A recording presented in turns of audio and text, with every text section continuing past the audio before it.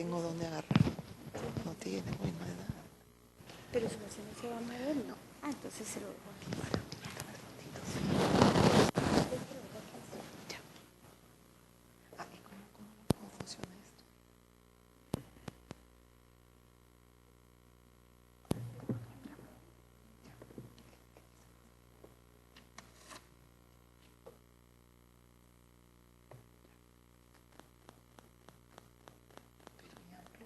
Buenos días a todas las personas que a esta hora nos ven a través de nuestra página web www.consejodestado.gov.co y a todos los presentes. En el día de hoy tenemos una invitada especial en el Consejo de Estado. Se trata de la presidenta de la Sala Civil de la Corte Suprema de Justicia del Perú, Janet Tello Giraldi, quien está de visita en nuestro país y ha querido compartir su experiencia como juez con nosotros.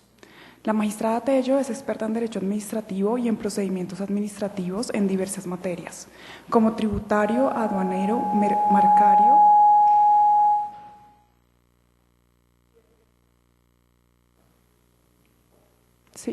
y de defensa del consumidor, pesquería, educación, medio ambiente, energía y minería. Además, como magistrada, también tiene a su cargo procesos de revisión judicial de procedimiento de ejecución coactiva, procesos de acción popular y procesos de acción de amparo o tutelas. En el día de hoy, la señora Tello nos hablará sobre estructura del Poder Judicial en Perú. Buenos días. Gracias, buenos días.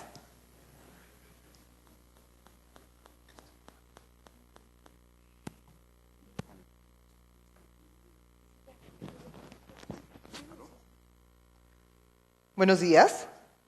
Bien. Buenos días con todos, con todas.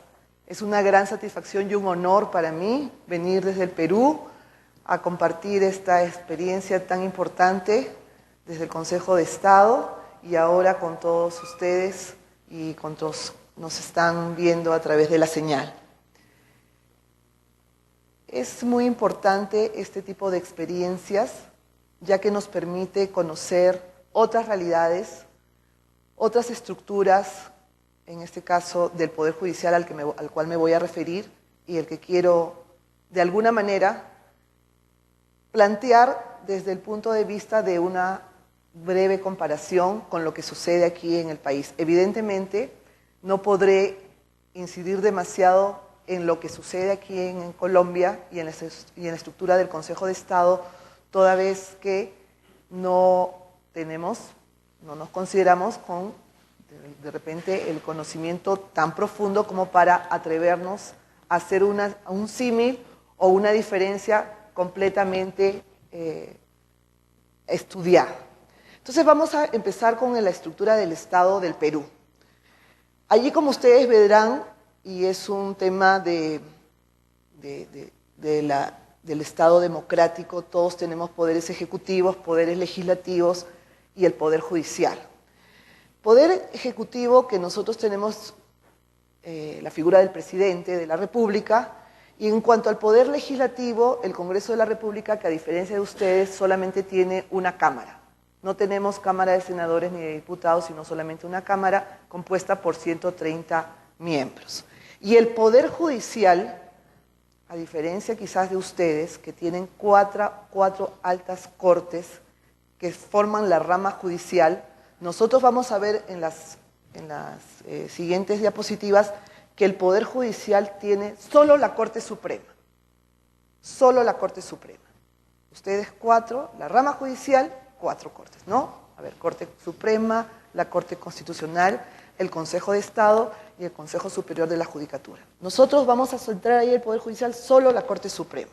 Y como órganos autónomos, reconocidos en la Constitución, pero autónomos con autonomía presupuestal, administrativa, etcétera, el Tribunal Constitucional, el Consejo Nacional de la Magistratura, el Jurado Nacional de Elecciones, la Defensoría del Pueblo, el Ministerio Público, que para ustedes está a cargo de un Procurador General de la Nación, viviendo en estos momentos este importante momento para el país, que se va a nombrar próximamente, ¿no? Y que ayer el Consejo de Estado ha nombrado a su candidato para la terna.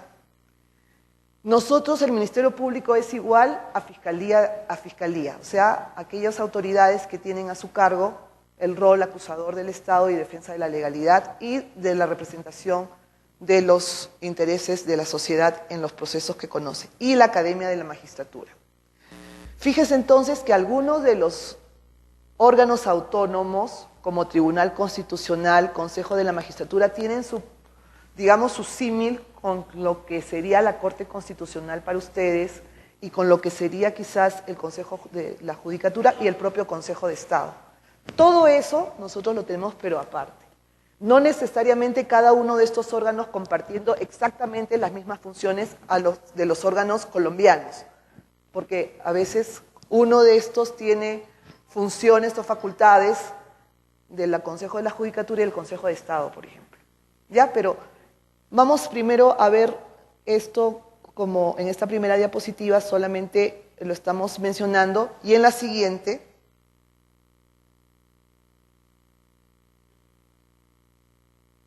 no pasa. Si alguien me puede ayudar.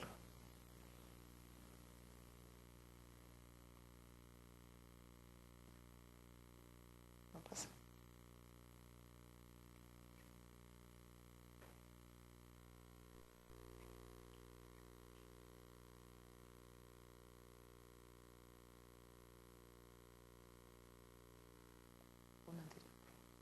No tiene alguien que estar aquí de repente.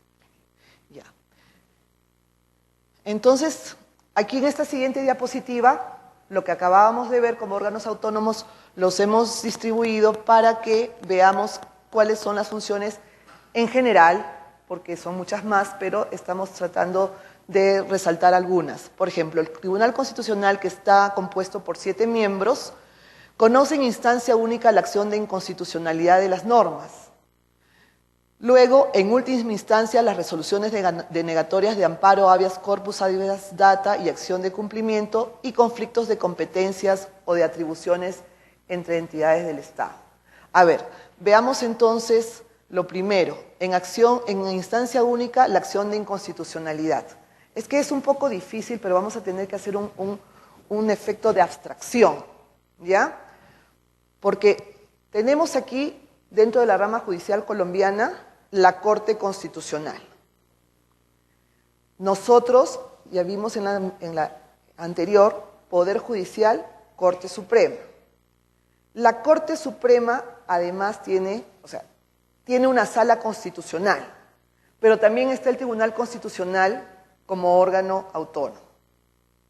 En instancia única, conoce un tipo de acciones constitucionales. Pero a continuación dice, en última instancia, de las resoluciones recaídas en habeas corpus, que sería igual para ustedes cuando hay que defender la libertad, las acciones de amparo, que para ustedes sería la tutela, habeas data y acción de cumplimiento. Bueno, estas acciones, ¿por qué dice en instancia última? Porque dentro del Poder Judicial también conocemos acciones constitucionales. Tenemos juzgados constitucionales y salas que resuelven lo constitucional. Y cuando no se ampara, saltan vía recurso de agravio constitucional a este órgano autónomo, a diferencia de ustedes que tienen la Corte Constitucional concentrada toda esa competencia. ¿Me dejo entender? O sea, es un mix. ¿Ya? Aquí empiezan las acciones constitucionales, pero si se declaran infundadas estas acciones, va a ir al Tribunal Constitucional, que es un órgano autónomo.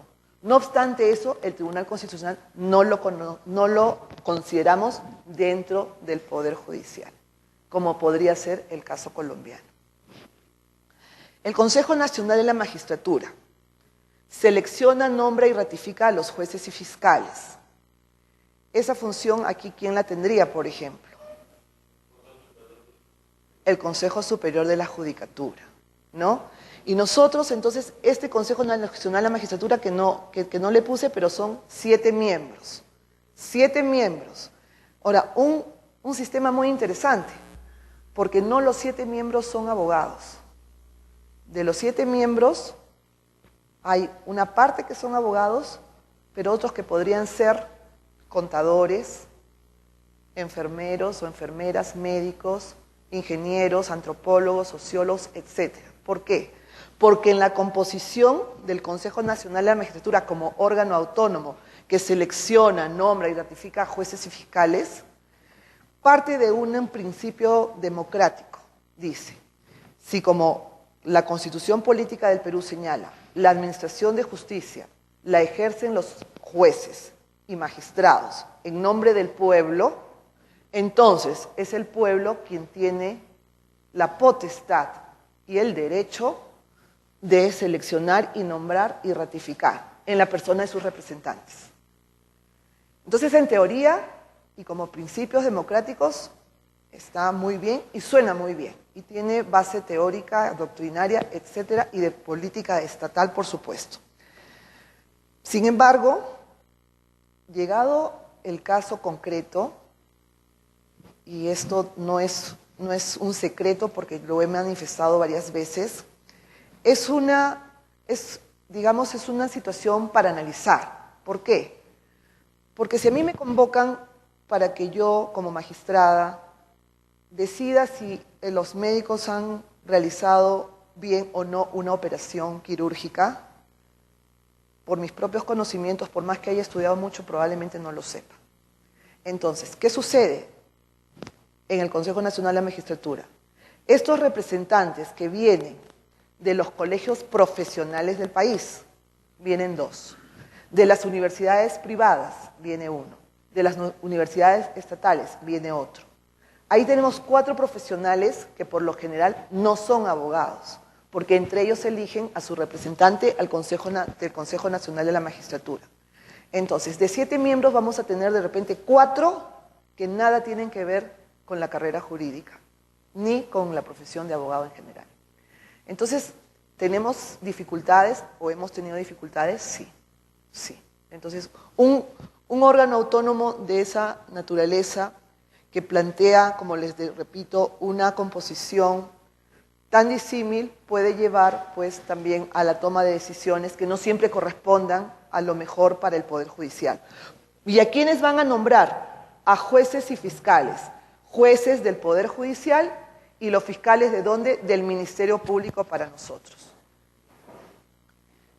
Dicho sea de paso, en Perú, también por un tema de horizontalidad y de principios democráticos, hoy en día no existe una diferenciación en la denominación de quienes formamos parte, para ustedes de la rama judicial, para nosotros del Poder Judicial o del mismo Ministerio Público.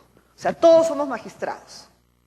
Sí puede decirse magistrado del Poder Judicial o magistrado del Ministerio Público. Y también nos podemos decir jueces. La diferencia es a la instancia a la cual pertenecemos. Yo soy jueza de la Corte Suprema. O sea, si alguien me dice jueza, para mí es normal, ¿no? A diferencia de aquí que hay la diferenciación respecto, y evidentemente también tiene el lado positivo porque permite identificar a qué instancia o a qué órgano está, para el cual está desempeñando el cargo. Para nosotros, como ya les digo, ahora, desde hace muy poco, estamos con la designación de todos jueces. Entonces el Consejo Nacional, por eso dice Consejo Nacional de la Magistratura, que incorpora la selección, nombramiento y ratificación de jueces y fiscales, ¿ya? Luego, el Jurado Nacional de Elecciones. El Jurado Nacional de Elecciones es el órgano autónomo que en el Perú administra justicia en materia electoral. Organiza y ejecuta los procesos electorales o de referéndum u otras consultas populares y tiene la custodia de un registro único de identificación de las personas y el registro de los actos que modifican el Estado civil. Lo que más nos interesa es el tema del Jurado Nacional de Elecciones, porque quien hace las siguientes funciones que he mencionado ahí, uno es el órgano nacional de procesos electorales y el otro el registro civil, ¿no? Donde se registra pues nuestra partida de nacimiento, nuestro estado civil, etcétera, etcétera. Eso ahorita no nos interesa mucho, sino resaltar el tema de cómo un órgano autónomo denominado Jurado Nacional de Elecciones en Perú realiza prácticamente las mismas labores que la sección quinta del Consejo de Estado. O sea, si tenemos un proceso, por ejemplo, de nulidad, de revocatoria de autoridades, este órgano autónomo en Perú es quien lo va a decidir. Aquí quien lo va a decidir es la sección quinta del Consejo de Estado, que tiene en su competencia todos los temas electorales. Entonces, también tenemos, ahí sacamos la competencia electoral para un órgano autónomo. Y fíjense, bien interesante, cuando tenemos esta posibilidad de participar y de preparar para poder explicar cosas que de hecho merecerían una explicación mucho más larga, pero estamos con un tiempo determinado, ¿no? Pero para mí misma también me sirve para repasar, porque nosotros tenemos en la Constitución, todos estos órganos están reconocidos, ya les dije en la Constitución, una excepción a la jurisdicción que realizamos los jueces en Perú, y solamente es la arbitral, ¿no? y la militar. Y sin embargo me encuentro, al momento de realizar las diapositivas, con esta expresa definición de la facultad del Jurado Nacional de Elecciones que dice administra justicia en materia electoral. Pero el artículo de la Constitución nuestra que reconoce las excepciones no lo considera como tal. Ese es un hallazgo que me llevo ahora del trabajo que estamos realizando acá, ¿no? Entonces, fíjense, allí hay otra diferencia. Ahora, Ministerio Público. Vámonos al siguiente órgano autónomo que hemos traído aquí para la charla. ¿Qué dice? Es quien ejercita la acción judicial en defensa de la legalidad y los intereses públicos, vela por la independencia de los órganos jurisdiccionales, representa los procesos judiciales de la sociedad, y nos ha faltado uno que es el que ejercita la acción penal, ¿no? En realidad es el primer rol, es el que debemos pensar cuando nos referimos a un fiscal, que también ahí tenemos esa diferencia, porque el nombre del órgano es Ministerio Público, pero nunca más vamos a volver a llamar ministros a los fiscales.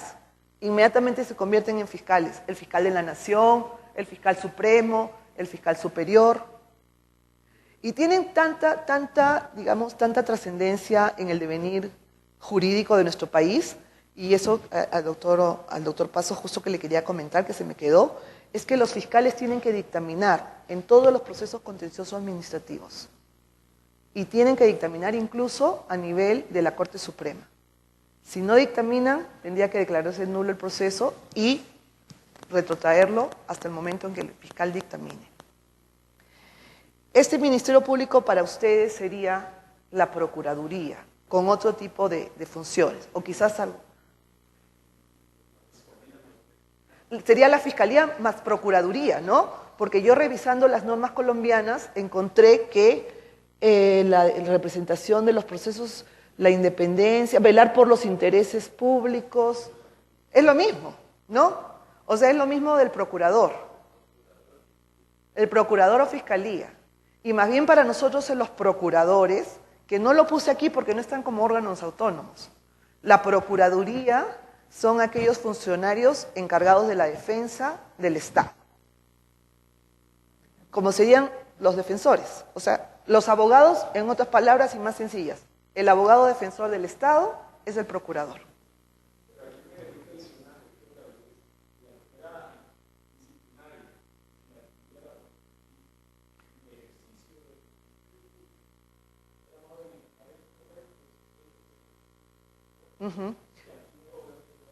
No, porque el Ministerio Público aquí es específicamente el fiscal quien tiene como función primera el rol acusador. O sea, en un proceso yo tengo aquí la defensa del procesado y aquí tengo el acusador, ¿no? Pero no solamente para los procesos penales, porque como acabo de mencionar, para los procesos contenciosos administrativos tengo la parte demandando y tengo al fiscal que dictamina. O sea, su dictamen no es obligatorio. Él va a tratar de velar por los intereses y puede ser que le dé la razón a la parte que plantea el contencioso o de repente le da la razón al Estado, porque es un dictaminador. Y más bien lo que usted señala, y no lo he puesto porque, como ustedes verán, está relacionado a justicia, ¿no? Sería para nosotros la Contraloría de la República, el Contralor, ¿no? Que claro, tiene una incidencia más en lo patrimonial, ¿no? En lo patrimonial, pero diríamos, porque aparte, y tampoco, digamos, el defensor del pueblo, el ombudsman, ¿no? El ombudsman, que tendríamos, que nos ha faltado ahí también, es el que defiende los derechos fundamentales, ¿no? Los derechos fundamentales, los derechos constitucionales de las personas. También es un órgano autónomo. Pero lo estábamos tratando de mirar más desde el punto de vista de los órganos autónomos para el Perú, que casi están dentro de la rama judicial en Colombia. ¿Me entienden? Esa ha sido la orientación, y es la orientación de esta exposición, porque tenemos la Contraloría, tenemos la Procuraduría. La Procuraduría, por ejemplo, depende del Ministerio de Justicia, o sea, estaría dentro de lo legislativo, ¿no? Perdón, del Ejecutivo, perdón. Entonces, ahí tendríamos, pues, como les digo, para hablar muchísimo, pero vamos que lo más importante es esto, ¿no? Que estos órganos autónomos en Perú realizan facultades que prácticamente las tiene la rama judicial a través de sus altas cortes aquí en Colombia.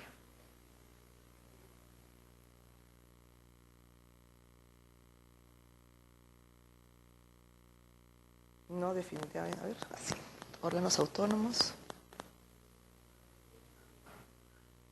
Ahora miren, esta es la estructura propiamente del poder judicial.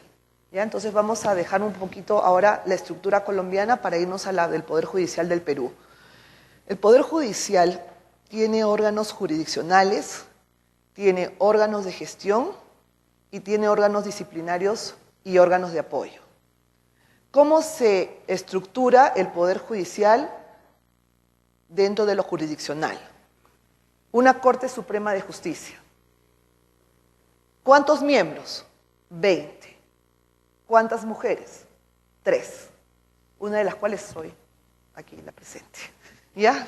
Entonces, en verdad, todavía seguimos siendo pocas, ¿no? 3 de 20. Pero hasta el año 2011 no había ninguna. O sea, desde la época de San Martín, 1800, nuestra independencia, 1821, pues hasta el 2011 no había una sola mujer como magistrada de la Corte Suprema. Así que vamos caminando bien. Pero evidentemente nos falta mucho, ¿no? Bueno, la Corte Suprema de Justicia tiene 3 salas. Tiene una sala civil, tiene una sala constitucional y social y tiene una sala penal. Esto por ley orgánica del Poder Judicial. Son las salas permanentes, pero la sobrecarga es de tal magnitud que se ha tenido que crear órganos. Entonces, ahora, junto a la sala civil permanente tenemos una sala civil transitoria. Junto a la sala constitucional y social tenemos 2 salas constitucionales y sociales. Y junto a la sala penal permanente tenemos otra. O sea, en total, de las 3, ahora tenemos 7. Pero yo les decía que somos 20 jueces de la Corte Suprema. Y cada sala está compuesta por 5 integrantes. Como ahora son 7, necesitaríamos, no 20, mínimo necesitaríamos 4 por 5, 20 más. ¿No? 20 más. Entonces, ¿cómo hacemos? Los magistrados, que para ustedes sería de tribunales, para nosotros Corte Superior de Justicia, conforman la Corte Suprema de manera provisional. Entonces, se promueve a los jueces, magistrados. Ya ustedes saben que cuando yo digo magistrado o juez, estoy hablando de lo mismo. Suben a la Corte Suprema. Luego, estas Cortes Superiores de Justicia, que para ustedes, repito, serían los tribunales, están divididas en distritos judiciales, o sea, corresponden a distritos judiciales, que en principio deberían corresponder a la organización política del Estado, la división política geográfica, que para nosotros son departamentos. Entonces, ¿pero qué sucede? Hay departamentos o muy grandes, como puede ser la capital Lima, o de repente en algún momento departamentos muy pequeños que hacían una sola Corte Superior. Ahora en Lima, solo en Lima, antes era una Corte Superior de Justicia, ahora, como se ha tenido que dividir por distritos judiciales, tenemos 4 o 5, si contamos Cañete, que está a las afueras de Lima. Entonces, Cortes Superiores de Justicia, por eso ahí le puse 33, porque son 33 Cortes Superiores de Justicia en el Perú, correspondiente para ustedes a los tribunales colombianos. Juzgados especializados o mixtos en provincias. Los juzgados especializados son los que aquí diríamos de primera instancia. ¿Pero por qué decimos mixtos? Porque no en todo el país hay juzgados especializados. Y hay jueces mixtos, pobrecitos, que ven penal, civil, comercial, familia, etcétera, etcétera, etcétera, ¿no? Entonces son los superhéroes de la justicia, ¿no? Y los juzgados de paz, los jueces de paz también. Los jueces de paz son incluso los que están en primer contacto y tienen digamos, toda la carga de la comunidad que se viene encima para la reclamación de sus causas, y la conciliación es su mecanismo más importante para poder solucionar los conflictos. Y luego están los jueces de paz no letrados, que serían los jueces que no son abogados, que las comunidades donde no hay abogados, las comunidades los eligen, ¿no? Los eligen, pero los he colocado también dentro de la estructura. Ahora, la Corte Suprema de Justicia tiene su órgano de deliberación máxima, que es la Sala Plena. Esa Sala Plena está conformada por todos nosotros, por cada uno y por cada uno. Y acá también ustedes en el Consejo de Estado tienen su Sala Plena y la Sala Plenísima, ¿no? Cuando están la Sala Contencioso más la Sala de Consulta, ¿no? Y es más, he tenido el honor, el privilegio de ayer acompañarlos en una Sala Plena para la designación del candidato de la terna, como decía yo hace un momento, ¿no? Un momento tan importante para el país. Pero en la Sala Plena no vamos los 20. ¿Por qué no vamos los 20? Porque hay un magistrado, yo ya les hablé del Jurado Nacional de Elecciones, ¿no es cierto?, que es la justicia electoral aparte. Pero el Jurado Nacional de Elecciones es presidido por un juez de la Corte Suprema. Entonces uno nos abandona, nos deja, y aunque la justicia electoral no está considerada dentro del Poder Judicial, sí un miembro del Poder Judicial va a presidir el Jurado Nacional de Elecciones. Entonces nos quedamos 19. Y somos los 19 que en Sala Plena tomamos decisiones sobre la marcha institucional. Pero de los 19, no los 19 realizamos funciones jurisdiccionales, porque tenemos un presidente que se libera de toda carga jurisdiccional. Bueno, liberar es un decir, porque en el pobre presidente del Poder Judicial, mejor dicho, del juez de la Corte Suprema recae ¿qué?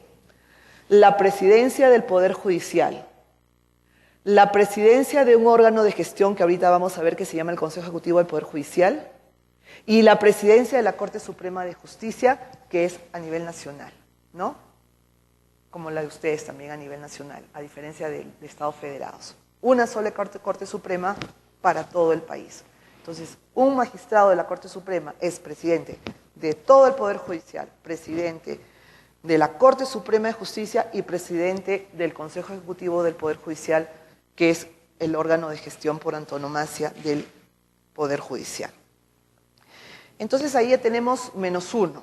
-1 del Jurado Nacional de Elecciones, -1 que es el presidente, que no realiza labor jurisdiccional. El órgano disciplinario, fíjense ahí, órganos disciplinarios es el órgano de control de la magistratura, es el cuadrito que está más pegado hacia la banda negra. El órgano de control de la magistratura es el órgano que realiza la función de fiscalización y el control disciplinario interno de todos los integrantes del Poder Judicial. Y está presidido también por un miembro de la Corte Suprema, que en este caso es una de las magistradas, la doctora Ana María Aranda. Entonces, este órgano de control de la magistratura se encarga de, no solamente los jueces, sino también del personal auxiliar.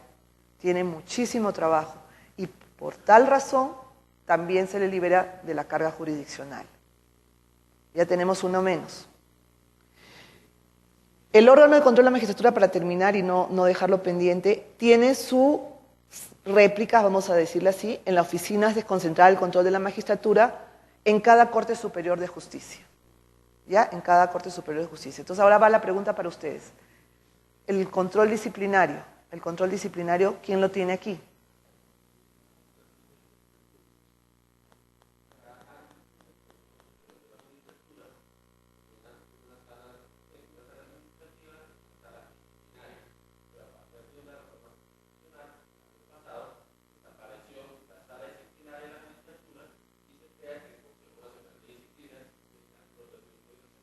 O sea, el Consejo Nacional de Disciplina sería el órgano que va a fiscalizar la conducta, la idoneidad de todos los jueces y magistrados. Y del personal y el personal que trabaja también. Ya, perfecto. Gracias por la tingencia. Quería decirles, nosotros como Poder Judicial no tenemos ninguna, pero ninguna incidencia, y eso me llamó mucho la atención, sobre abogados litigantes. No tenemos nada. Entonces, en ese aspecto estamos totalmente a merced de los abogados. Porque más bien, los abogados están organizados, no llega a ser un bar norteamericano, no llega a ser, pero son colegios profesionales. Estos colegios profesionales tienen tienen incidencia en la conducta de los abogados. Nosotros lo que podríamos hacer es mandar una comunicación y decir, mira, este abogado ha faltado el respeto, o lo podemos multar al abogado, pero es un tema bien complejo, pero no tenemos esa como facultad fiscalizadora, ¿no? Que si viene alguien y denuncia a un abogado, por ejemplo, no me hizo bien el trabajo, no presentó los recursos que dijo que iba a presentar. No, a diferencia suya, y que me parece muy importante, porque así de alguna forma se controla y se marca un derrotero para la conducta de los abogados, que terminan siendo muchas veces los causantes de la dilación de los procesos judiciales, por lo menos en Perú. O sea, la pelota nos la tiran a nuestra cancha y simplemente somos los únicos responsables de las demoras. Y nadie mira, nadie voltea a ver, ¿y cómo fue que se llegó a demorar tanto? ¿Qué pasó con los abogados en este proceso? Y los abogados prácticamente disfrazan esa actitud en la desidia del magistrado, que el magistrado no tiene interés en la causa y por eso no la avanza, que seguramente está comprometido con la otra parte. Cuando revisemos sus escritos, son los primeros escritos que están violando todo deber de los abogados de actuar también con sus deberes éticos, ¿no? Entonces, y eso me parece muy importante en la función que usted desempeña. Y entonces, que antes la desempeñaba la sala disciplinaria, ¿no? Aquí, y ahora lo va a hacer el Consejo Nacional de Disciplina. Bueno, como órganos de gestión, les decía yo que hay un Consejo Ejecutivo del Poder Judicial. Consejo Ejecutivo del Poder Judicial que tiene a su cargo, por ejemplo, la creación de los órganos jurisdiccionales o la desactivación de los mismos o la transformación. De repente se creó un juzgado comercial y ya no tiene carga, y entonces el Consejo Ejecutivo decide que ese juzgado comercial se convierta pues en un juzgado tributario y aduanero, por ejemplo, ¿no? O de repente ve la necesidad de la creación, como fue en el caso de la Corte Suprema de Justicia, que por ley solo 3, pero dijo, bueno, pobres magistrados, ¿cómo van a hacer si es que con tan pocos miembros tienen una carga de tal naturaleza que en la vida la van a poder atender? Entonces, el Consejo Ejecutivo del Poder Judicial decidió la creación de estos otros órganos, incluso de cualquier nivel. Entonces, esas labores del Consejo Ejecutivo del Poder Judicial, que la que acabo de mencionar, estaría en manos de ustedes, del Consejo de la Judicatura, el Consejo Superior de la Judicatura. ¿Ves? Ven cómo las facultades nuestras van por un lado y en algunos casos sí coincide y en otros supuestos no coincide, o a veces hasta una sola institución tiene las facultades de 2 aquí o viceversa, ¿no?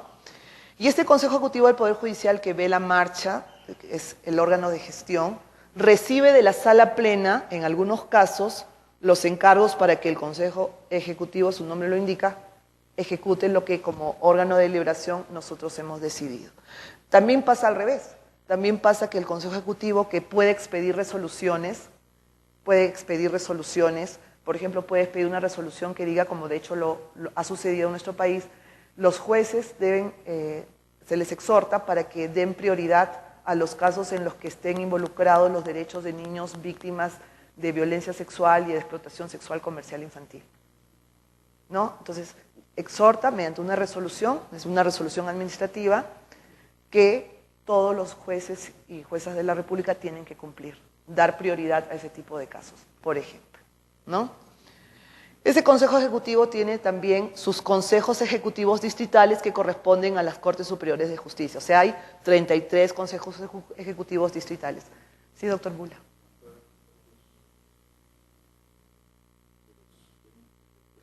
Sí. Bueno, ¿y quién preside el Consejo Ejecutivo del Poder Judicial? Les dije hace un momento que el presidente también. Pero además, 2 magistrados de la Corte Suprema van a formar parte del Consejo Ejecutivo del Poder Judicial, o sea, vamos a decir de la dirección.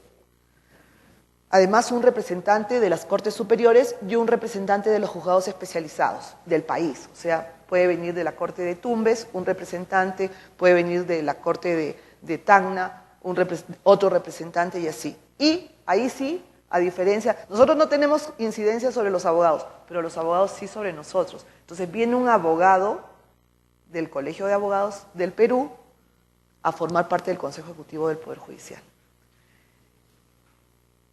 Tenemos entonces, que son varios miembros, y 2 de la Corte Suprema. Entonces yo había dicho 20 magistrados de la Corte Suprema. Uno se fue al Jurado Nacional de Elecciones, una se fue al órgano disciplinario, 2 se fueron al Consejo Ejecutivo. Y el presidente del Poder Judicial, que es el presidente de la Corte Suprema, es presidente del Consejo Ejecutivo, no tiene labor jurisdiccional tampoco, entonces somos -5. Entonces, ¿cuántos quedamos? 15. Entonces, 15 magistrados titulares somos los que ejercemos labor jurisdiccional, no dándonos abasto, es que se crean las otras 4 salas que ya mencioné, 4 salas que tienen que ser conformadas por magistrados que vienen de las Cortes Superiores de Justicia. Y esa es una de las razones por las cuales hay otra gran diferencia con ustedes. Cuando ustedes postulan para un cargo, en ese cargo se quedan. Si yo postulo, ¿no?, para ser magistrado de la sala contenciosa, pues me quedo mis 8 años en la sala contenciosa. Si yo postulo para ser consejero de la sala de consulta, pues ahí está. En mi caso, por ejemplo, yo postulé a la Corte Suprema de Justicia mediante concurso público nacional que tiene una serie de pasos, y salí como magistrada de la Corte Suprema.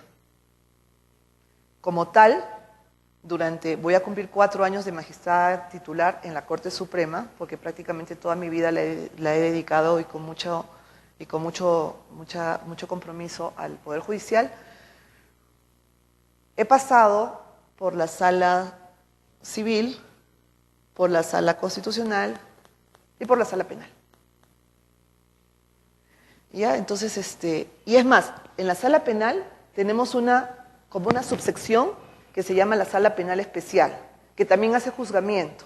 ¿Hace juzgamiento a quiénes? A los congresistas, a las altas autoridades que ya han sido desaforados o que tienen algún proceso penal. Nosotros en la Sala Penal Especial hacemos un juzgamiento, como si fuéramos de las Cortes Superiores. También he participado allí. O sea, ¿por qué? Porque la magnitud, la carga, etcétera, etcétera, no tiene los suficientes miembros con los cuales, o con quienes, mejor dicho, poder atender. Y lo que tendría que hacer el gobierno es, pues, darnos el presupuesto que necesitamos, ¿no? Pero en la Constitución anterior se hablaba de un mínimo 2% del presupuesto general de la República, que dicho sea paso nunca se cumplió, pero ahora estamos en una situación aún más complicada porque no tenemos siquiera un porcentaje. Entonces, el presupuesto lo trabaja el Consejo Ejecutivo del Poder Judicial, la Sala Plena lo aprueba y luego se va a sustentar al Congreso el pliego presupuestario. Y por lo general siempre lo reducen. Entonces, mientras lo sigan reduciendo, pues esta estructura del Poder Judicial, como les vengo a exponer, no cambiará. Y eso repercute en el servicio de justicia. No se puede optimizar un servicio de justicia cuando tenemos menos de los jueces o magistrados que requerimos para atender toda la demanda del país. Hasta acá tienen alguna... bueno, y un centro de investigaciones judiciales, un centro como órgano de apoyo también, que vendría no a ser la Escuela Judicial Colombiana, porque hay un órgano autónomo que es la Academia de la Magistratura para nosotros, ¿no? Este centro de investigación es un órgano de apoyo al interior del Poder Judicial, pero hay una Academia de la Magistratura que es la encargada de la formación y capacitación, y ahí sí la veo igual a la Escuela Judicial, ¿no? La única diferencia sería que como Academia de la Magistratura, si recuerdan lo que dije de la magistratura, abarca a jueces y fiscales. Entonces, es el órgano encargado de la preparación, de la capacitación de jueces y fiscales en actividad y de los postulantes que quieren ingresar a la carrera judicial o a la fiscal. Sí, doctor. Sí, las que quieran, por favor, porque es más que echarles un conversatorio.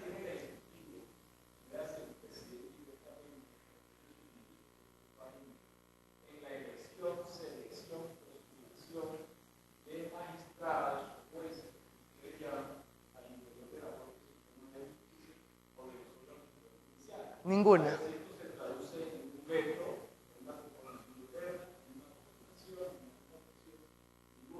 Sí, o sea, en teoría ninguna, ¿no? Sí. O sea, en la Constitución el órgano de selección y nombramiento, puedo retroceder, es el Consejo Nacional de la Magistratura. Ahí está en el cuadrito, ahí está, Consejo Nacional de la Magistratura, que nombra a los jueces y fiscales de cualquier instancia. ¿Quién me nombró a mí como magistrada de la Corte Suprema? El Consejo Nacional de la Magistratura. ¿Quiénes me nombraron? Fueron 7 miembros. Como decía, hay 2 miembros que los escogen los colegios profesionales del país. No sé cómo están aquí, esa es una pregunta que se me olvidó formular. ¿Los profesionales están reunidos alrededor de un colegio, de una agremiación? ¿Sí? Bueno, vamos a hablar de una agremiación, ¿no? O sea, los profesionales están agremiados. Entonces, los profesionales agremiados tienen derecho a colocar a 2 integrantes del Consejo Nacional de la Magistratura. Todas las universidades privadas del país tienen derecho a colocar a un representante. Todas las universidades estatales tienen derecho a colocar a otro representante. El resto lo coloca la agremiación solo de abogados. Uno lo colocamos nosotros como Corte Suprema, elegimos a un representante y la Fiscalía elige a otro representante. Ahí están los 7. Por eso yo les decía hace un momento que puede, y de hecho ha llegado el caso que hemos tenido hasta 4 profesionales que no eran abogados, ¿no? Y ellos tienen esa tan importante misión en el país de seleccionar a jueces de la República, ¿no? Entonces, pero si de repente, y no quiero ingresar a personalizar en nadie, pero alguien que no ha tenido de repente ningún contacto con lo que es el sistema de justicia, solamente porque fue elegido. Ahora, a su pregunta, si hay intereses o juegos políticos, bueno, la pregunta es compleja, ¿no? No, bueno. Entonces, en anteriores, digamos, constituciones anteriores, de ternas, ¿no? Podían elegir el presidente, el Congreso, etc. Pero ahora no. Todo cae en este órgano autónomo, el Consejo Nacional de la Magistratura. Sí, doctor. ¿Y todas las elecciones de jueces todos son con concurso? Se establecen requisitos generales que están en la Constitución, por ejemplo, edad, años de ejercicio, digamos, y que ser peruano de nacimiento, ¿no? Peruano de nacimiento, vamos a suponer 35 años para Corte Superior, o sea, tribunales, y cierta experiencia, porque también, dicho sea paso, hay requisitos diferenciados si te presentas como juez, como abogado, como abogada, o como académico. Tienes diferencias. Pero una vez que cumpliste esos requisitos, tú presentas tus papelitos al consejo y dices, sale la lista de los aptos. Nada más, solamente es un requisito formal de cumplimiento de requisitos que están, como digo, que están establecidos. Entonces, viene la primera parte del concurso, que es la parte de conocimientos. La parte de conocimientos hace una suerte de ala de Dios, ¿no? Lo que te toca, te toca. Entonces, eso sí, hay exámenes diferenciados de acuerdo a las instancias también y de acuerdo si te presentas como fiscal, pero básicamente el de conocimientos viene a ser un todo, ¿no? Y vienen preguntas de derecho como preguntas de cultura general.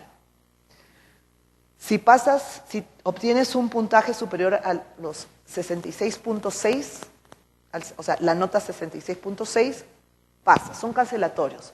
El que se quedó 66.5, se quedó. Luego viene la segunda etapa, que es evaluación curricular. En la evaluación curricular, uno presenta todo y todo tiene una puntuación. Que si escribiste un artículo, si escribiste un libro, si enseñaste, si no enseñaste, si tienes idiomas, va apuntándose todo lo que adicionalmente pueda también darte cierta puntuación, ¿no? No solamente lo jurídico, como digo, idiomas, por ejemplo. Nuevamente, 66.6. Si uno no pasa eso, yo en el examen escrito fui una lumbrera y me saqué 99.9. No, estoy... casi, no fue así. Fue nota muy buena, pero no, estamos poniendo el ejemplo. Pero en el currículum me quedé con 66.5, me faltó un punto, menos, ¿no? Pues es cancelatorio. Entonces fui brillante en el examen de conocimiento, pero en el curricular no pasé. Chao, adiós señora. Y luego viene la entrevista que es pública, es difundida por los medios de audio, ¿no? Audiovisual, y bueno, la gente se entera porque uno está ahí sentado. Y entonces vienen las preguntas de los 7 magistrados, de los 7 consejeros, nosotros no le decimos magistrados, sino los consejeros, los 7 consejeros, y ahí sí, bueno, si el postulante no gusta, pues, ¿no? Simplemente le preguntas cualquier cosa y que de repente ni ellos mismos sepan la respuesta y ya está, ¿no? Y ya está. Entonces, pero sí son y suelen ser exámenes muy rigurosos, muy serios, y si bien es cierto, hemos tenido algunas dificultades en algún momento con algunos de los consejeros, porque su periodo dura cada 5 años cambia. Hemos tenido momentos muy difíciles cuando los consejeros prácticamente se constituían como enemigos de los jueces, porque hay un proceso que ustedes no tienen, que se llama de ratificación de los jueces y fiscales, que podría sonar también bien que sean cada 7 años, aquí los periodos duran cada 8, ¿no? Y si después de 7 años yo soy ratificada, yo sigo 7 años más, y si soy ratificada, sigo 7 años más, hasta cumplir los 70. O sea, el límite son 70 años para cualquier instancia, ¿ya? Para cualquier instancia. Un minuto, doctor, solo para cerrar esta idea, pero no lo dejo sin participar, por favor. Lo que quiero decirles es que en ese proceso de ratificación nos sentamos otra vez como acusados delante de los 7 y entonces nos empiezan a preguntar cosas que pasaron hace 7 años. Y de repente, sí, pues somos seres humanos, podemos haber cometido un error quizás, y ya tuvimos digamos, un apercibimiento. Entonces, a los 7 años me vuelven a decir, ¿usted cómo es verdad que usted hace 7 años tuvo el apercibimiento? Dije, pero fue hace 7 años. No, pues, pero el periodo de 7 años. O sea, 7 años en donde uno tiene que dar a conocer todo lo que ha hecho, las resoluciones, uno tiene que bucear en sus archivos para presentar. Entonces, en verdad es un proceso absolutamente desgastador, porque tu vida está en juego en ese momento y a veces, si yo fui tan mala para el servicio de justicia, el órgano de control ya me tendría que haber sacado, por no esperar 7 años para recién ponerse a ver qué hice yo antes.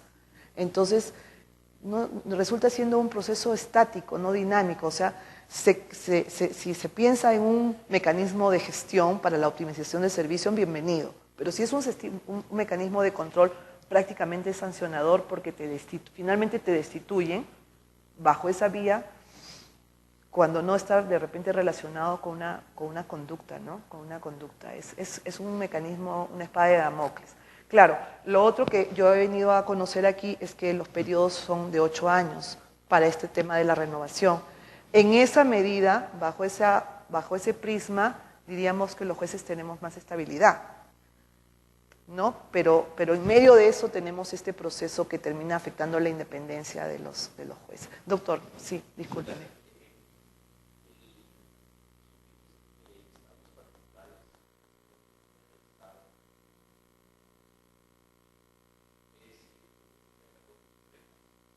Sí, ahora parte de la exposición vamos a llegar al punto. Y si no llego al punto, usted me lo recuerda, por favor.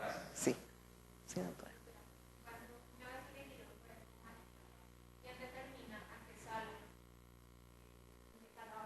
Ah, ya, justamente. Entonces, como les decía yo en mi caso, por ejemplo, he intervenido en todas las salas. Quien tiene esa facultad es el presidente del Poder Judicial, que a su turno es el presidente de la Corte Suprema. Entonces, como presidente de la Corte Suprema, cada año judicial que se inicia el 2 de enero, él decide la composición de las salas. E incluso él puede definir quién sube de las... O sea, él es el único que define quién de los jueces de la superior, o sea, de los tribunales, va a conformar las salas, porque los 15 no nos damos abasto para las 7 salas, porque cada sala está compuesto por 5 magistrados. Ahí no hay diferencia, digamos, como hay aquí en secciones, que una tiene 5, la otra tiene 9 o de repente 7. Nosotros siempre vamos a hacer 5, Corte Suprema a nivel de los tribunales, o sea, Cortes Superiores vamos a hacer 3 y los juzgados evidentemente 1. Las decisiones se toman por mayoría. Si es al nivel de la Corte Suprema, tenemos que tener 4 votos conformes. Y a nivel de la Corte Superior, aunque las salas están compuestas por 3, dada la importancia de las decisiones, siempre se conforma el voto con 3 conformes. Entonces, si quedó 2-1, hay que llamar a un juez de la otra sala conexa para que complete. Si quedaron 2-2, hay que llamar a uno que complete. De repente a veces se quedaron 2-2 y viene un tercero y abre otra posibilidad. Por ejemplo, uno va por la confirmatoria, por la revocatoria y por la nulidad. Entonces, hay que llamar a otro. ¿De qué 2-2-2? Hay que llamar hasta que se conformen por 3. Sí, doctor.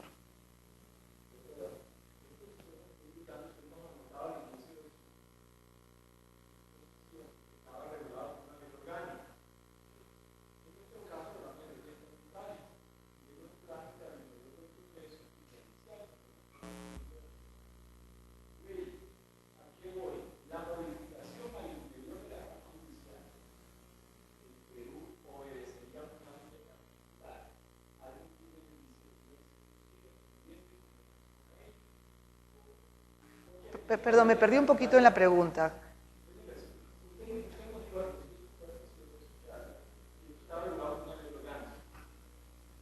Sí, la estructura del Poder Judicial. Sí, es más o menos... diferente, sí, igual allá.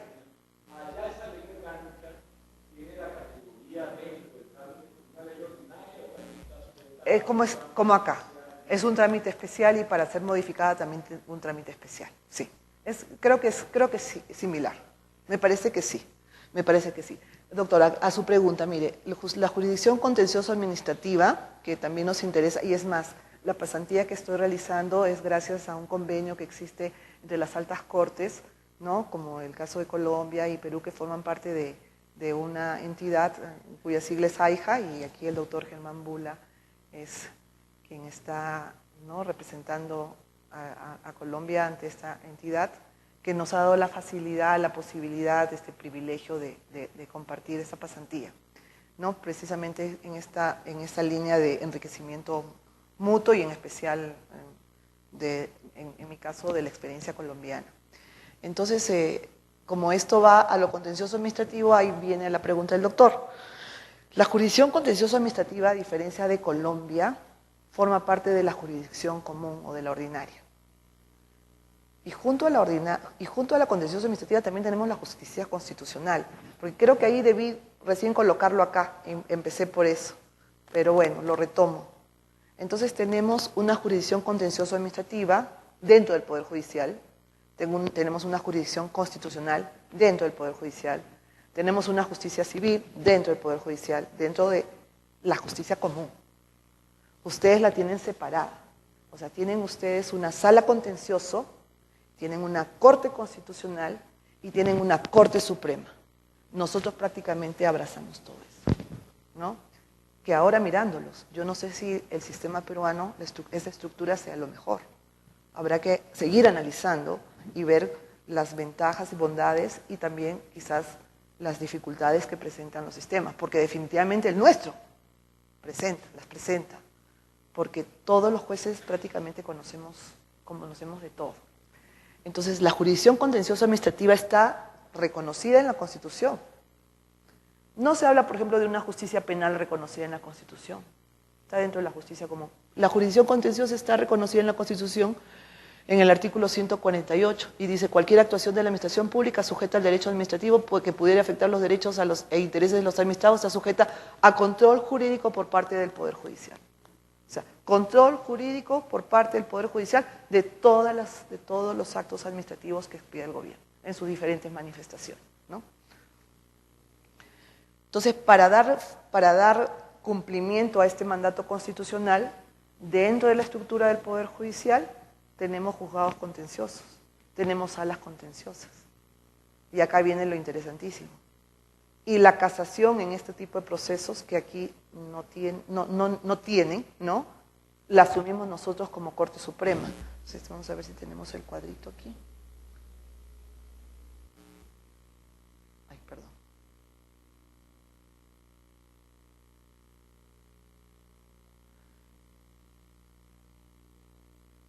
Corte Suprema de Justicia corresponde fallar en casación. ¿A través de qué sala? De la Sala Constitucional y Social. Pero tenemos otro tema muy interesante.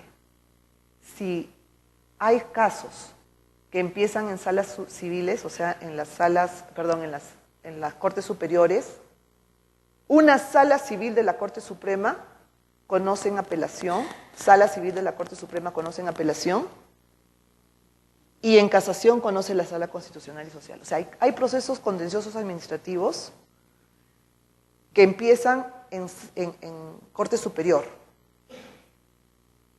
Apelan. La apelación va a una sala civil, ¿de dónde? De la Corte Suprema, que sería la justicia ordinaria, ¿no? Y en casación va a la Sala Constitucional. ¿Qué casos son esos? Por ejemplo, los que están relacionados con la Superintendencia de Banca y Seguros, con la Superintendencia de Mercado de Valores y con los temas con el Banco Central de Reserva, con los temas de Banco Central de Reserva. Entonces, en esos casos, fíjense ustedes, por eso yo estoy un poco, voy a llevar la experiencia colombiana, porque una sala civil, que es justicia común para ustedes, que sería la Corte Suprema, conoce de un tema que viene de la superior y que en casación va a la Sala Constitucional, cuya competencia es contencioso administrativo junto a lo constitucional. Pero que su turno se hace de lado en lo constitucional porque hay juzgados constitucionales y salas, por ahí es que les digo que empecé, ahora lo retomo, creo que lo van a entender mejor ahora, que conocen de habeas corpus y que conocen de amparos y que vía recurso de agravio constitucional se van al Tribunal Constitucional. ¿Entendieron? Y eso que no les menciono, que hay procesos contenciosos administrativos en lo laboral. Y entonces hay casos en lo laboral que lo ve el juez laboral y cuando se apela ya no va a una sala civil o contenciosa, sino va a una sala laboral. Y en casación sí va a la Sala Constitucional y Social. O sea, la Sala Constitucional y Social a nivel de Corte Suprema ve contencioso administrativo, ve constitucional, ve laboral. O sea, vemos de todo. ¿Ya? Entonces, más o menos. Pero eso, o sea, termina siendo, claro, muy interesante, ¿no? Y para los profesionales de Derecho, cómo no, siempre estar tan actualizados. Pero a la hora de sentarse a administrar justicia, ¿hay un riesgo? Claro que hay riesgo. Y un riesgo muy grande, aparte del sacrificio personal.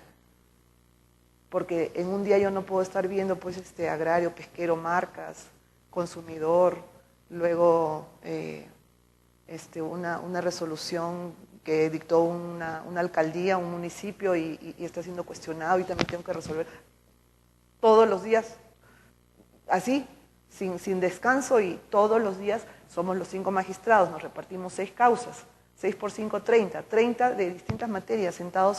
Y ojo, la Sala Constitucional me estaba olvidando de algo que es importantísimo. En Perú todos y cada uno de los jueces y juezas del país podemos dejar de aplicar la norma si es que esta resulta siendo violatoria de la Constitución, ¿no? Ejercemos control difuso, acá también me parece que sí. Cuando eso sucede, tiene que subir en consulta, de todas maneras, a la Corte Suprema. Y eso también lo ve la Sala Constitucional, porque, bueno, esa sí sería su materia, por naturaleza, ¿no? Un segundo. Pero también la Corte Suprema ve casos que derivan de los procesos coactivos. Por ejemplo, un conductor tiene una multa, y esa multa pasa a ser cuestionada en las salas civiles. Y en revisión, es un recurso que no equivale al de ustedes, pero se llama ya revisión. Las multas de tránsito, imagínense a nivel de todo el país, llegan en apelación a la Corte, a la Sala Constitucional también. Y eso también tenemos todos los días. Papeletas de tránsito a nivel del país, ya pueden imaginarse. Ya. Doctor, así.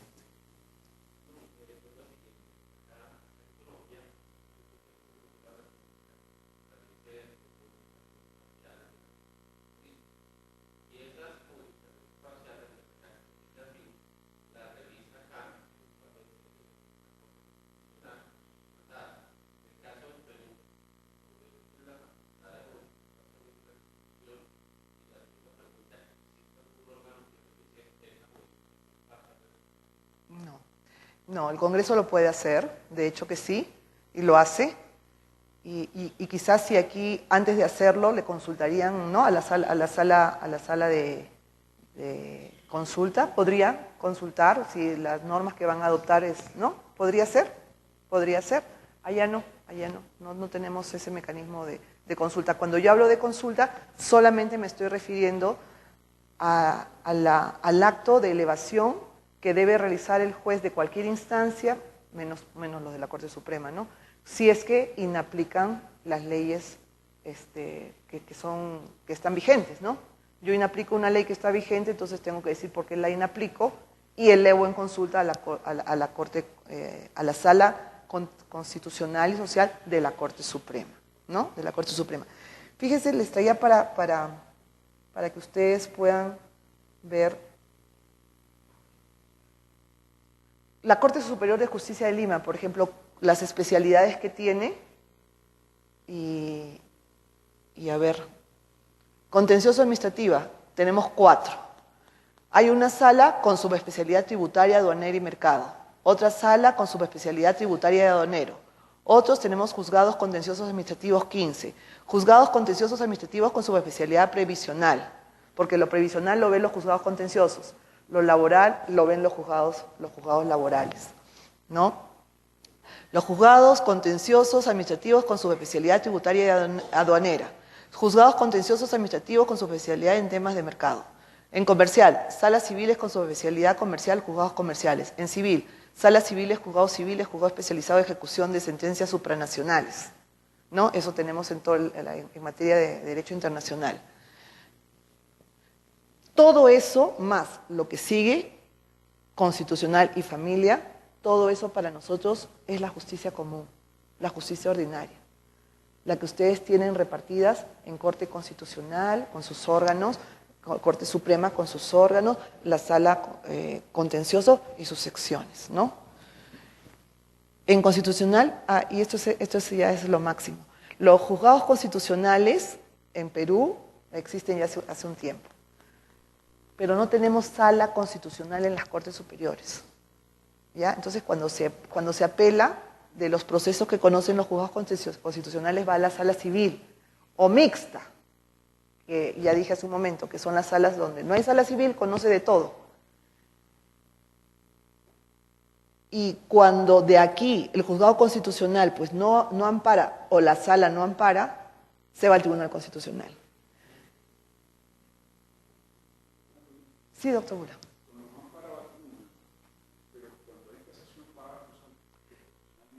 En constitucional, en estos procesos de habeas corpus, habeas data, va al tribunal, no va a la Constitución. Bueno, iba en algunos casos cuando, por ejemplo, se dio el amparo contra resoluciones que había expedido el Consejo Nacional de la Magistratura que no ratificaban y que terminaban con la destitución. Entonces, esos amparos iban a nivel de la Corte Superior y también los que tenían, digamos, amparos contra resoluciones judiciales en general.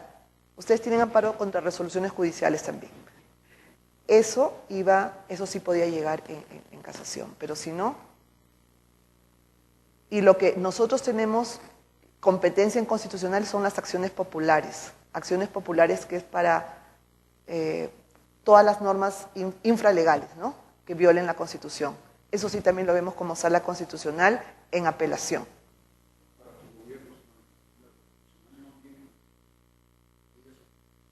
La constitucional, solos.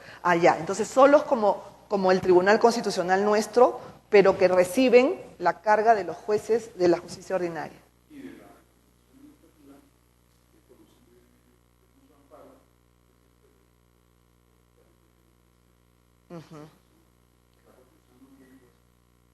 No tiene jueces constitucionales.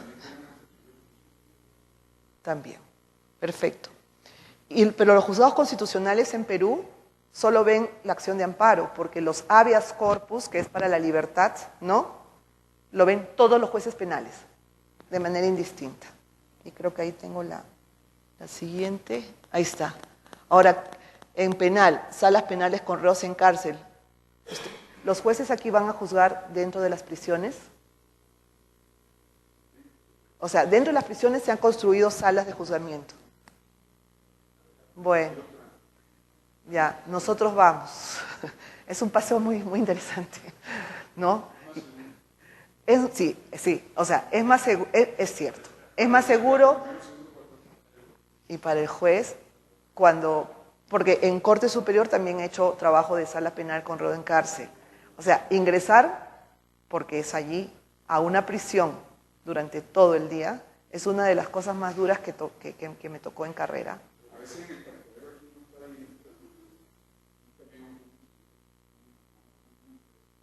Claro.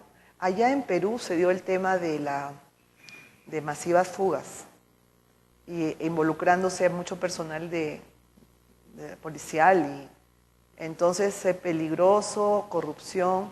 Claro, pero ahora esto vino a nosotros, ¿no? Entonces, todos los días, cuando fui magistrada de la sala penal con reos en cárcel, pues iba todos los días y ingresaba a las 8, 8:30 y me quedaba hasta las 8 de la noche. Y literalmente al día de la prisión, todos los días.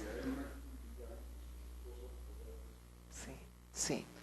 Salas penales con reos libres, los que vienen por su cuenta, y a veces sí, pues en juicio que es otra de las cosas también importantes que lo considero dentro de mi experiencia como de las más duras, cuando viene alguien por sus propios medios, que por lo general pues el caso no ha estado tan bien sustentado, pero de repente a lo largo del juzgamiento sí se entendió que ya es su responsabilidad y amerita pues una sanción privativa.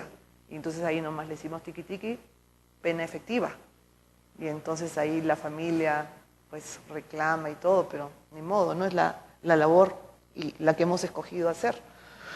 Las salas penales liquidadoras, dice liquidadoras, es un tema propio de lo concursal, pero está relacionado a que, como en Perú hay un Código de Procedimientos Penales del año 40, sistema mixto, básicamente inquisidor, ha dado paso a un Código Procesal Penal con sistema garantista acusatorio. Está vigente en casi todo el país, menos en Lima. Entonces, de todas maneras hay las salas penales liquidadoras, o sea, le están liquidando lo que quedó pendiente del Código Penal anterior, de procedimientos penales. Jueces penales con reos en cárcel, jueces penales de investigación preparatoria, acorde al nuevo modelo acusatorio, los penales unipersonales, bueno, todo eso es Código Procesal Penal. Juzgados penales supraprovinciales, su especialidad tributario, propiedad intelectual, hijos ambientales del... O sea, ven también que la mezcla también está, en lo penal también está tan mezclado como en el resto de la judicatura. ¿No? Voy llegando al final de la exposición, de la charla, que ha sido muy, muy interesante. ¿Sí, doctor?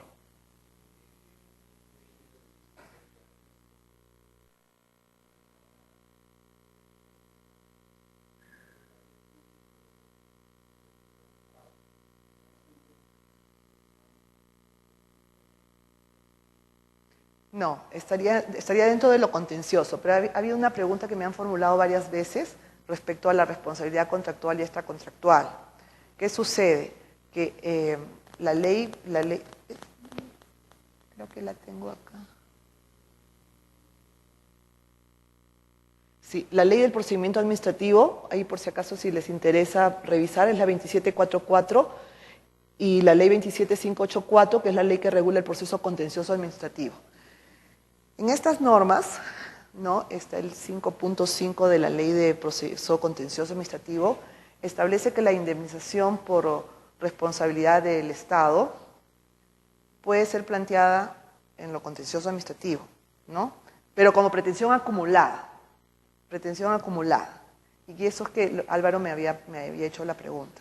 Y por eso yo le contestaba que, por lo general, las indemnizaciones que tenemos las tramitamos en la vía civil. ¿Por qué? En la común, en la ordinaria. Porque como pretensión acumulada siempre tiene que ir de la mano de la nulidad o de la petición de la que se trate. Pero las partes se olvidan de plantearlo.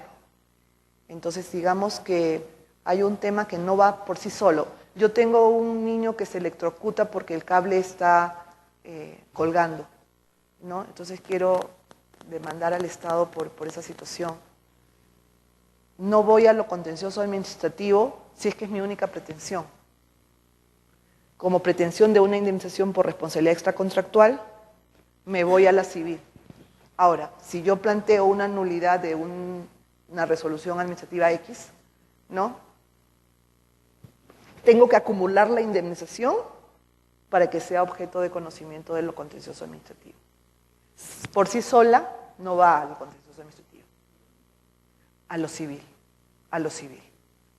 Y se tramita bajo las reglas del Código Civil. Por sí sola la indemnización. En lo contencioso sí, de simple nulidad. La indemnización. Pero si no la acumulo, pues la contencioso por sí, o sea, solita la indemnización, no vaya. Y esa es la respuesta que se la tengo que dar así tan clara a Álvaro, ¿sí? Que me estaban preguntando, ¿no? Entonces, ahora, cruces, y ya ahí nomás lo dejo planteado, ¿no?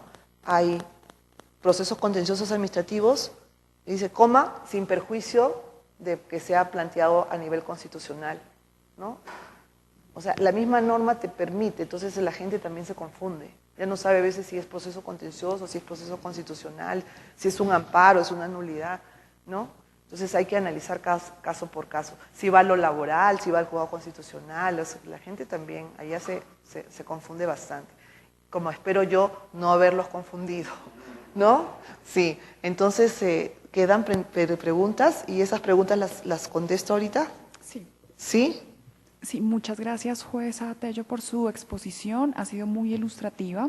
Desde las redes sociales y en la sala han surgido dos preguntas importantes. La primera es que si considera necesaria una reforma en la estructura judicial del Perú y si es así, ¿qué puntos importantes tendría que abarcar? Gracias por la pregunta. Es una pregunta compleja. Nosotros respondemos a una estructura en la que, como ya señalé, es la Corte Suprema como órgano máximo de la judicatura ordinaria en nuestro país, en la que, a diferencia de la colombiana, pues es la considerada la alta corte, no obstante que el Tribunal Constitucional también son funcionarios de altísima jerarquía. Entonces, con la experiencia que vengo obteniendo, será cuestión de sentarnos, la voy a llevar a Perú, vamos a analizarlo y vamos a ver seguramente algunas de las experiencias colombianas podremos aplicar. Por lo tanto, la respuesta sería, siempre si se puede mejorar, pues ver los cambios sería muy interesante. Perfecto. La segunda pregunta es, aprovechando el contexto colombiano, ¿qué rol tuvo la Corte Suprema de Justicia y los jueces con competencias contencioso-administrativas en la transición hacia la paz del Perú? En realidad, en Perú, los jueces que más incidencia tuvieron en el proceso transicional fueron los jueces penales, ¿no? Porque tanto para la sanción de las personas involucradas, tanto militares como de miembros de los grupos armados, como también en el tema de la lucha contra la corrupción. Se creó un subsistema nacional de lucha contra la corrupción que estuvo dirigido precisamente a todos estos casos en plena transición democrática. Perfecto, muchas gracias de nuevo por aceptar esta invitación y definitivamente creemos que es una exposición muy ilustrativa, que esté muy bien, muchas gracias. Y muchas gracias por su atención. Gracias.